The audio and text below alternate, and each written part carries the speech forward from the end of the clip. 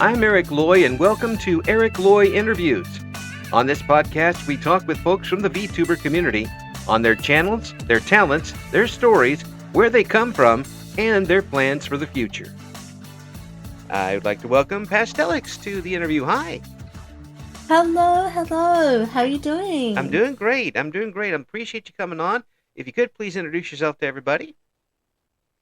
Okay. I'm Pastelixx. I'm a zombie cat girl VTuber.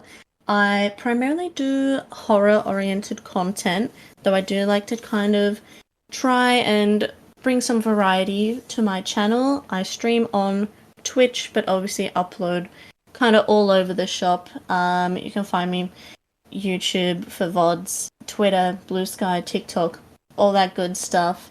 But yeah, spooky stuff from me mostly. on MySpace and all those other old ones too, AOL and all that stuff. Everything you've loaded up on. No, maybe not those ones. Mainly just the presently used. But I actually found my old MySpace the other day. I was like, oh my gosh, it's still oh there. wow, Yeah, it's still up and kicking. yeah. Well, I'm glad because there were pictures on there I'd uploaded. I'd forgotten about. So Oh no. yeah, some of them I'm like, I really don't want those pictures. So Yeah, I delete them as I quickly can as possible. imagine. So when did you get Oh, started with MySpace is a time. when did you get started with the VTuber So, stuff? so I had wanted to be a VTuber for several years now. Hmm. Obviously, we saw the rise of like Iron Mouse, a few other big ones back in like COVID 2020 lockdown sort of time. But as for many, the financial and artistic aspect I was lacking. So it wasn't until early last year that I actually started getting into it. I debuted on July 22nd, my time last year. So I've been going for under a year, but it's been in the works for about a year now. Been working with lots of lovely, lovely people in regards to models and art and all of that stuff. But yeah, content uploading wise, been going for just over half a year now. So was it easy? I mean, you had obviously the intention to go in. So was it easy for you because of that to kind of step into it, or was there still a learning curve to have? It's definitely a learning curve, starting to understand, I guess, the different algorithms, what works, what doesn't work. Obviously, I do it as a hobby. It's not something I ever intend to make money from, go full time. As nice as that would be, but the important thing is to have fun with it. But it is a bit of a learning curve, understanding how just Twitch works. I'm still learning so much about things I didn't even know I could do on Twitch. A lot of the time my audience is like, why don't you just do this? And I'm like, I didn't know that was a thing that I could do. Oh, I hate that. But I think the other thing as well is I got to work on my character design for a long, long time Yeah. before actually debuting as well. I see a lot of people, like mutuals, friends, even just people I follow saying like, oh, I want to change my design, or they're constantly editing it. I had a good like 3-year period to kind of sit and marinate on what I wanted to do. So I'm very much like, I'm sat, I'm solid, I'm happy with it. But yeah, for me it was more the learning curve of understanding how the business runs, Yeah. as they say. Yeah, and there's always new things coming in too to kind of either accept or not accept or be a part of, and different types of ways to stream and different you could do a what do they call it? Zatsu, is that what they call it? Just a talking stream.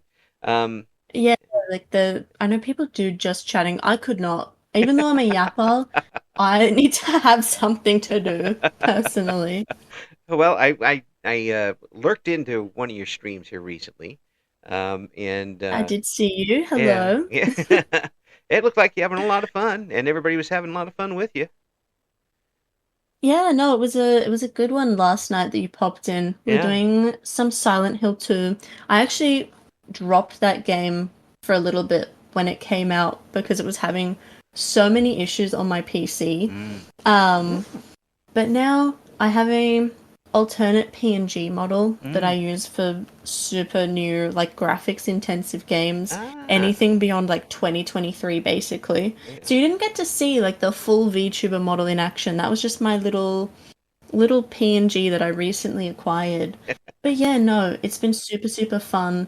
The horror community, especially, is so encouraging, Mm. I've found, because everyone has their niche little favorite games. Right. Especially, like, I've found horror is a great genre for indie content Hmm. as well. Oh yeah. So people will come in and they'll be like, "Have you heard of this? Can you play this?" And I'm like, "I've never heard of that in my life, but I will definitely look into it." And it's great because it's like, it's like $4.99 on Steam, and it'll be a life-changing Oh experience. yeah. It could be your But could end up being one of your favorite games you ever played at that point. literally, Yeah. yeah. Yeah. No, it's something I want to do more of Yeah. is get into the indie sphere Mm. and look for like just really, really small games Mm. to support Yeah. and share with people, I guess. So if you're an indie dev watching this, send me your games.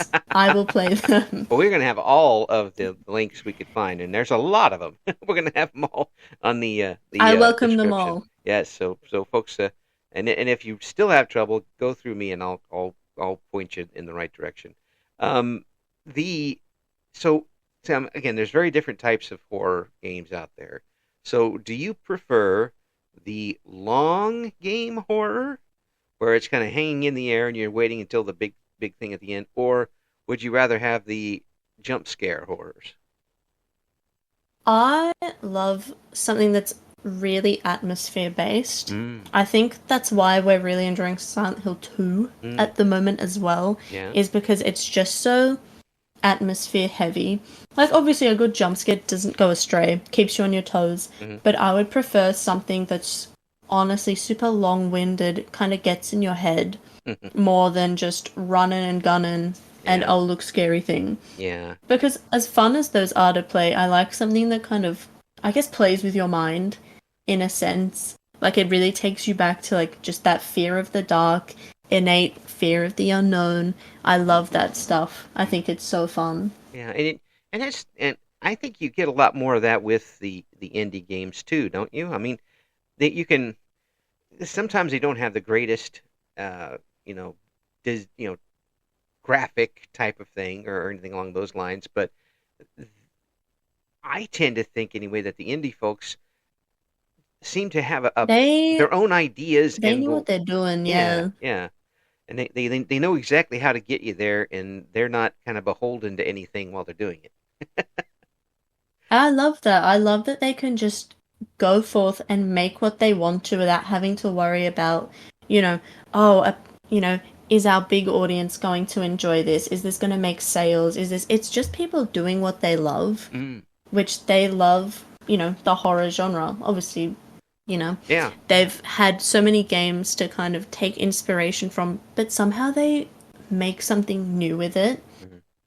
I don't know if any of you have seen like mouthwashing. I didn't play it because I had it spoiled, so I won't spoil it Oh, here, but it is an incredible indie game. yeah, That developer, they cooked. yeah, They yeah, cooked. That's all I will say. yeah.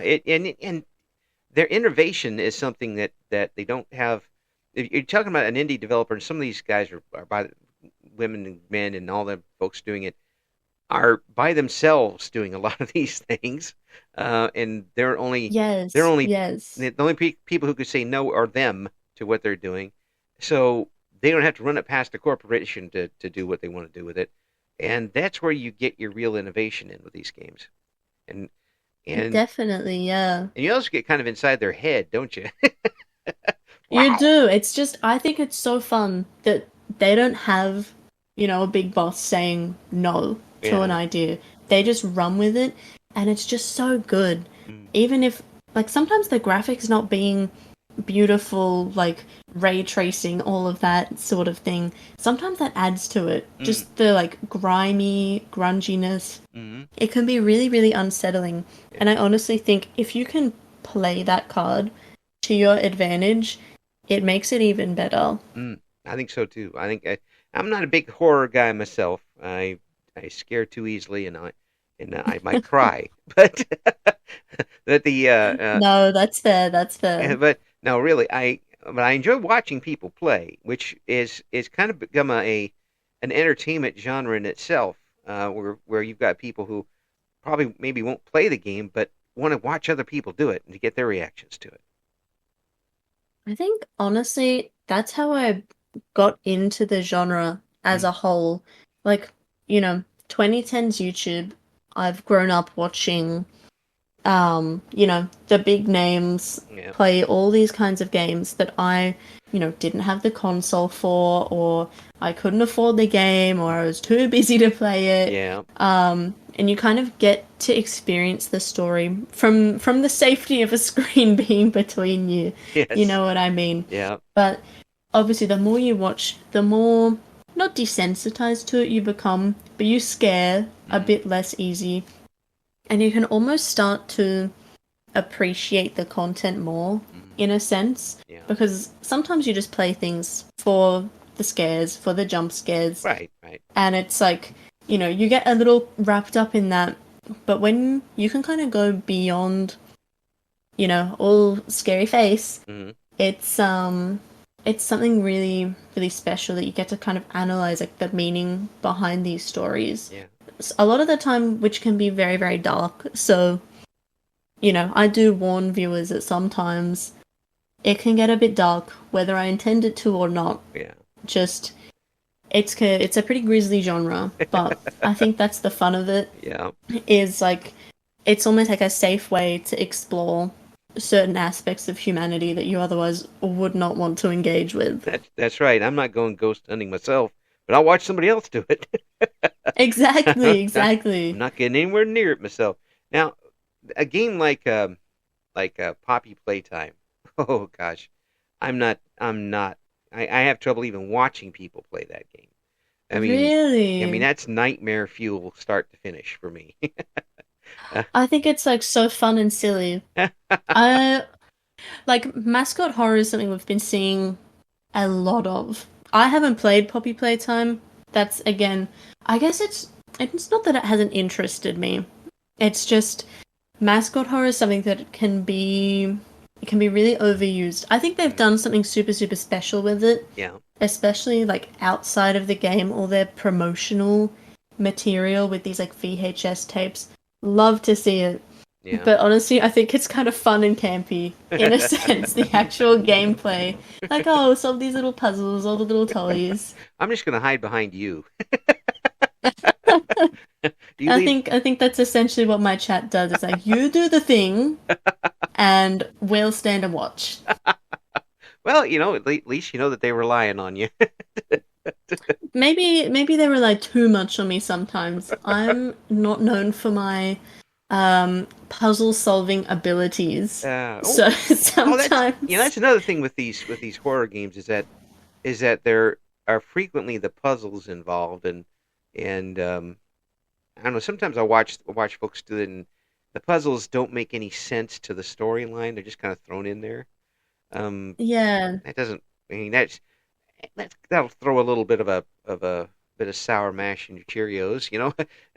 I mean, definitely. if it makes sense to the story, then that's perfect. But just having it there to having it there is,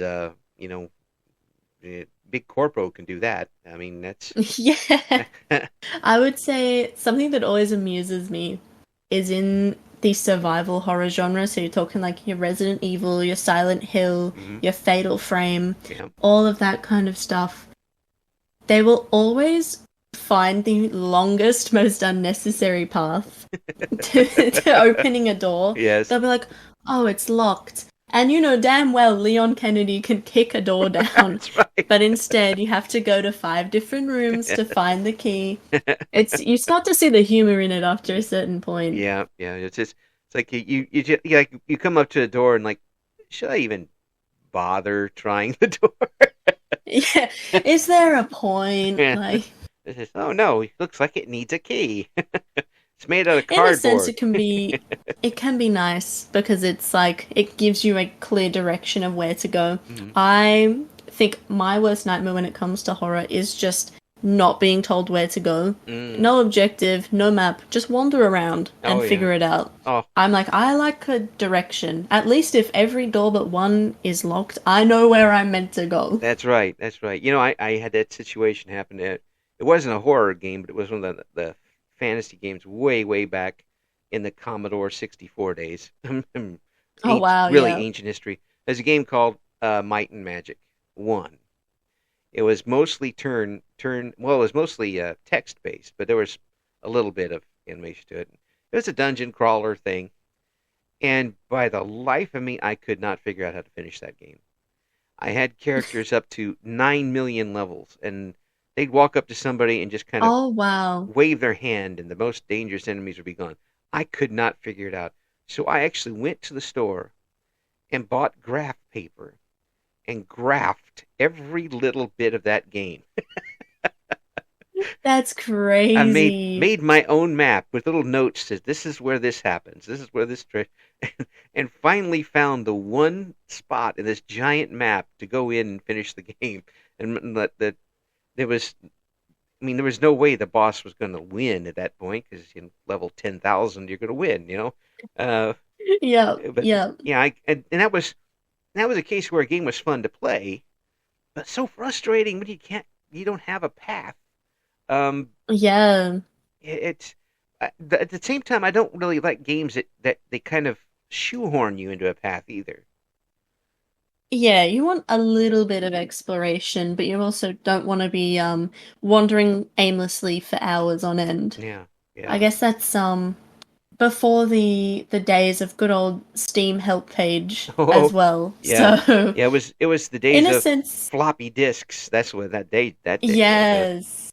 Yeah, Um, it's nice being able to kind of, just push your way through with a Google search, but I think there's a certain art to wandering around in the same spot for 3 hours, mm. desperately hugging the wall to try and figure out where you're meant to go. But Even like so many games, they used to come with, or you could buy like a guide oh from the yes, game store. yep, You just don't get that anymore. yeah.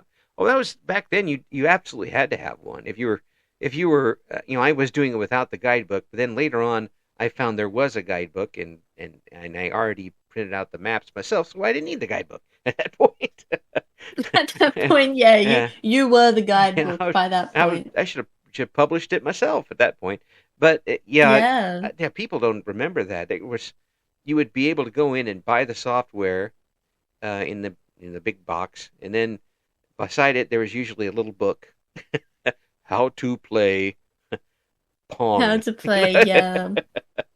how to Now, win. if you're lucky, your PlayStation disc might come with like a couple pages of like behind the scenes art or something. Yes, If you're lucky. yeah. Well, but too, I mean, it's such a different thing now. Or you'll get a game that you can play through, and then they'll add a another section to the game, and then they'll add another section to the game, which I think that's going to be more and more a thing because it's got to be a little less risk to add to a game people like than to take a game and make a part two that they may not like. Yeah. No, definitely. I think I have mixed opinions on games kind of coming out Hmm. in updates or bits and pieces. Like in a sense, yes, I think it's smart, but sometimes it goes on for so long Mm. that people are like, I just wanna see the story. Yeah. I just wanna see it end. Yeah. Um, Especially I'm talking like gotcha games as Oh well. yeah. Like your Genshin Impact, your like I don't know. I can't think of the other ones off the top of Oh, my head. I I've mean, abandoned them long ago. yeah. Well, But Genshin Impact. When I'm 110 years old, it'll come out with their last update yeah, probably. right. Yeah.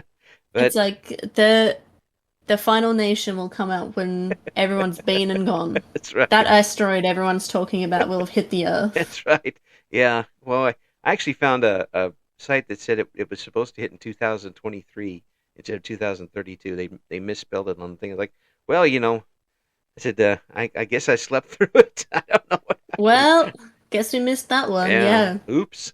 I have to wait till it comes back around again. The For you getting into it and getting in with the audience, um, you kind of had the shoe on the other foot after watching people for that period of time and being involved in VTubers. The shoe is on the other foot. Now you're wanting them to get involved with you instead of the other way around. Was that easy for you to do? I think it definitely took a bit of adapting Mm-hmm.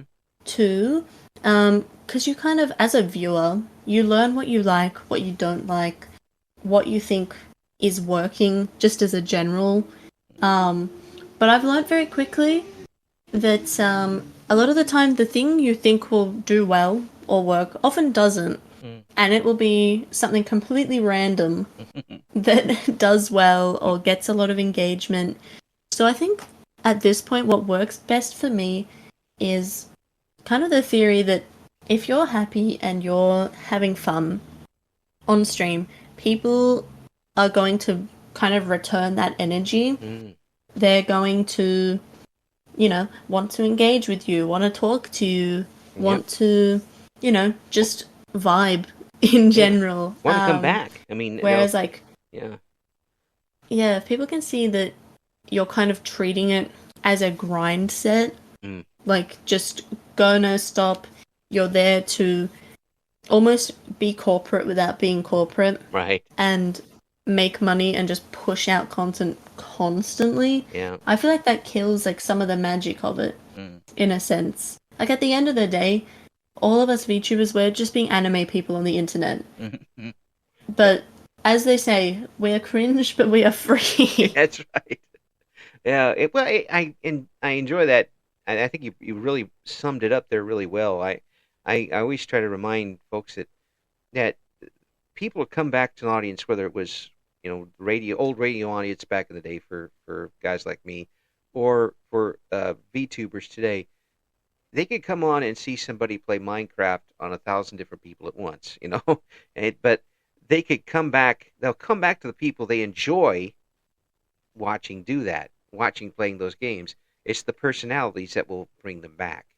Um, has that sunk into you yet? That people are coming in specifically to watch and stay with you for a while?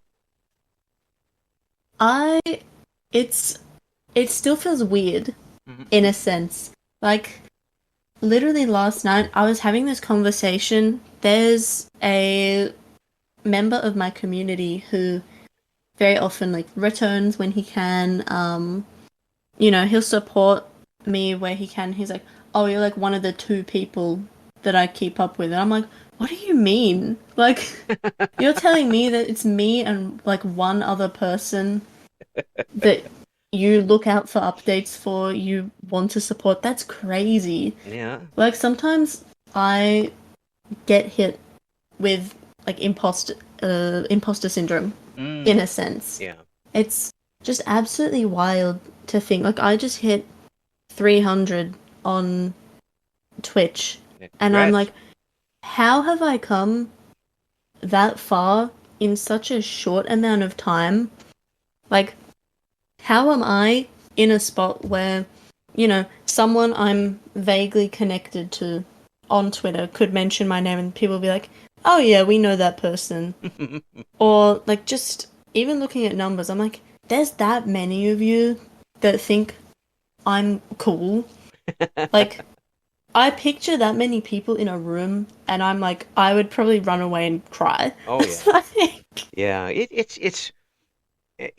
It's not only uplifting, and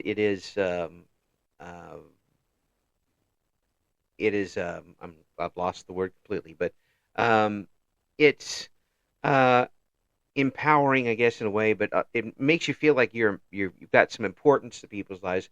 But it could also come with it. Now you are responsible for them enjoying themselves.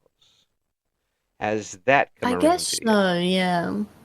I think it's less I'm responsible for them enjoying themselves. I have quickly learned, and this is a philosophy I've kind of just carried my whole life, is that I will do my best to just be myself be unapologetically me. If someone decides, that's not for them or they don't want to keep up with me anymore, that's okay. Like, think about all the people over the years that, just with different eras of, let's say, YouTube, you think, oh, maybe this content's not for me anymore, and you just slowly stop watching them. That's okay. That is a perfectly normal and natural thing to do. I don't really want to mold my content to just specifically what people want from me, if that makes sense. It does. I guess obviously I want to make people happy, and I often ask for community feedback, what should we do for this thing? What should I add for this game? Like, things like that, because I think that kind of input is important. Like, I want my community to feel like they are valued, because they are. Right. Like, they are so, so, so important to me that I, cannot even put it into words. I mean, obviously you don't want to get super, super parasocial with it. I do establish clear boundaries, and I think everyone should do that with their audience. And don't break them. But don't break them. Yeah. Don't... In the same way that, you're not a therapist to your audience, they're not a therapist for you. You just have to both respect each other, bare minimum. Yeah. I understand what you're saying with that. Yeah. And while you're not therapists to each other, it can be therapy for both of you. Definitely. Yeah. I mean, like, doing these interviews is a great therapy for me, because I enjoy, talking with great folks such as yourself, and so many years in radio, I miss doing that stuff. And for a lot of people that I've talked to, this has become therapy for them, so they can kind of get away from their normal drudgery type of situation, or they get a chance to be more them than they've ever been. Where maybe Is that very much true? Is that true for you too? Definitely, yeah. No, I come, for context, high school wise, I was like a big drama kid, big theater nerd. Now, being an adult, I don't really get to be on stage. I don't get to entertain people anymore. But this kind of gives me a space to do that. Like, all I want to do is kind of have a space. I guess it allows me to kind of have my own space outside of mundane life, where I can just genuinely be myself. I get to entertain people. I get to scratch that little theater kid itch that's still within me. But yeah, it's like, even just escaping I don't think life is mundane. I think that's a really bleak way of looking at it. I do like to kind of find nice moments in everyday life, but in events where, I was saying before, I went to work before this, did my 8 hours, it was not the most thrilling thing in the world.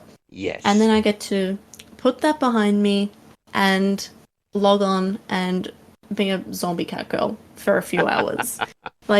As silly as that sounds, it is, like you said, therapeutic in a sense. Not because I'm venting or getting any bad juju out, but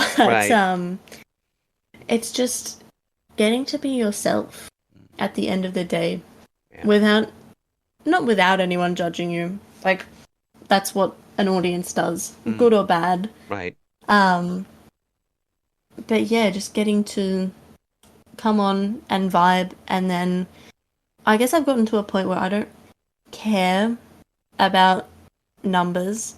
When you're in the beginning, you're grinding to become a Twitch affiliate because you want those little emotes, you want all the perks that you can have, and you're really keeping an eye on, viewership and numbers. But you hit a point where you just don't care about that anymore. For me, the fun part comes from just people talking to me, people vibing with me. That could be 3 people, it could be 30. That's That that's doesn't, that's yeah. that sounds so much like what I heard that when during your stream. I mean, it was very comfortable and but also lighthearted and fun. And it sounded I like try and, yeah, yeah, it, I it try and keep things light and fun. yeah.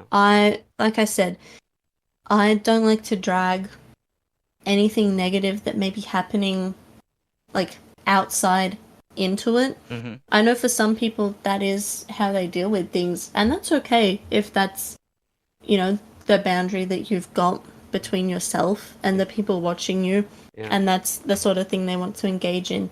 But much like it's an escape for me, I want my content to be an escape for other people, mm, I guess. Like they can come back from their jobs and turn on a stream or watch a 10-minute, not 10-minute, God, that'd be long, a 10-second TikTok or just something to kind of make their day a little bit better.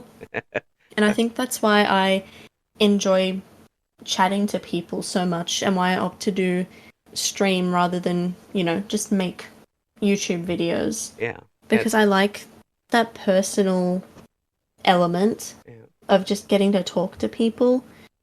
As nice as it would be to, be a bigger streamer with a massive following, I think that would almost like kill the vibe for me. hmm, Because when your chat is going like a million miles an hour, how are you going to have that conversation with anyone? yeah, How are you going to, establish that connection to people, yeah, I guess, and make them feel heard and listened to yeah, as much as they make you feel heard and listened to. yeah. It loses it has every opportunity to lose that bit of personal connection when there's so many people there, and and I've seen folks who have gone over this last year and plus we've been doing this now, who have gone from having a few folks there to a few more folks to a few more folks, and then we start hearing, "I need to take breaks. I need to take a break from doing it," Yeah,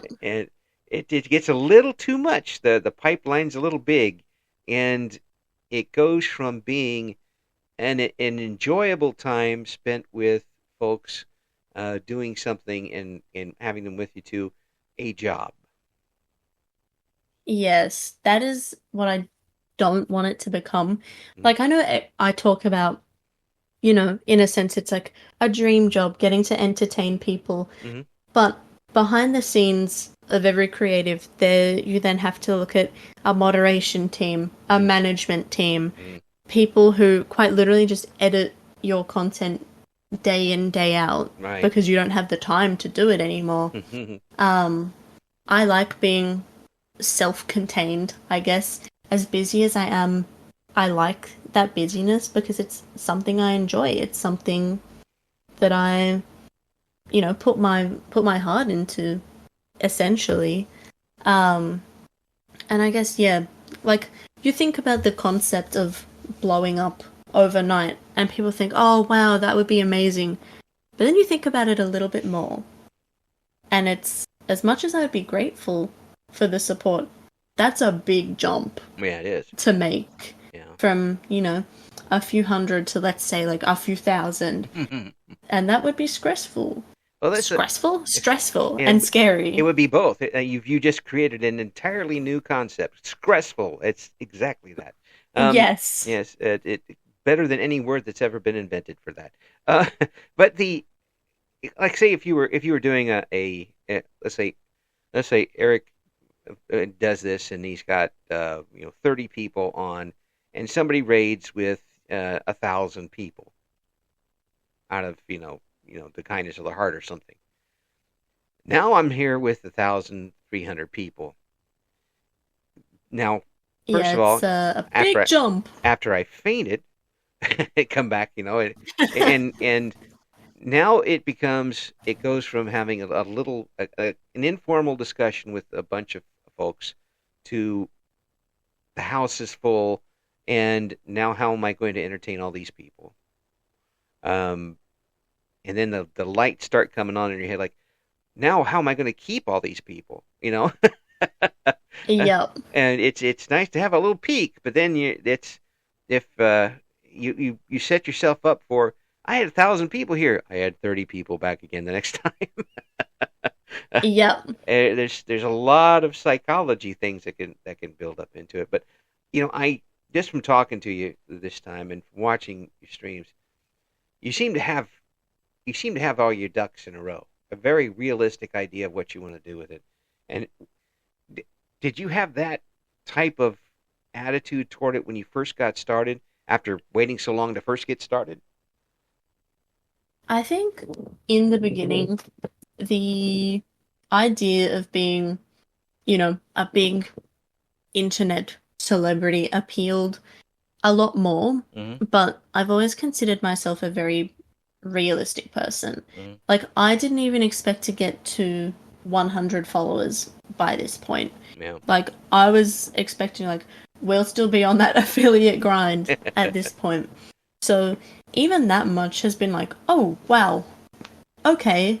Like, as much as I haven't, like, had things blow up to the point of, like, here's 10K likes and, Project Melody has, like, noticed your content. Like, it's just crazy to think about. But yeah, I do like to keep it real, positive but real. Mm. And now that I've kind of stuck my toes in for quite a while now, I think I have a much more rounded idea of what I want to do with it. And I think genuinely one of my favorite parts of stream, I finish quite late a lot of the time. I have late nights, early mornings. So I often can't stay, but I love finding fellow small content creators to kind of raid out to. Yeah. And, discuss with them, like, what are you doing? Like, what's happening? And just learn more about them, because there's so many folks who do this. Oh yeah. And everyone has a different idea of what they want to get out of it, why they started. And you meet some really lovely people. Yes. You also meet some people who are in it for the wrong reasons. Well, that's true. But yeah, I feel like, but in a sense, that's everywhere. It's in everything. yes, Yeah. definitely. Yeah. Well, I got to tell you this. This has been a wonderful talk with you, and I'm glad we were able to get this set up. Let's do it again sometime, please. Definitely. I would love to catch up in, like, another few months, see where we're at, see what's the same, what's changed. Yeah. I tell you, folks, you got to check out, see what Pastelixx has got going on. We're going to have the links up in the description for the video. And thank you. And what you just heard of this time is an idea of what you'll be a part of when you join the community. It's very welcoming, and it's like sitting down in front of the old radio in the old days. You're just going to enjoy yourself. You really are just going to enjoy yourself. Please give this person the support they deserve. And by the way, thank you. All of this stuff too. I hope you're proud of what you're able to do, even though it came by a little quicker than you thought. That's still on you, because it's you're the one doing it. So you. I do try my best. I often say when people follow me that everyone is welcome in.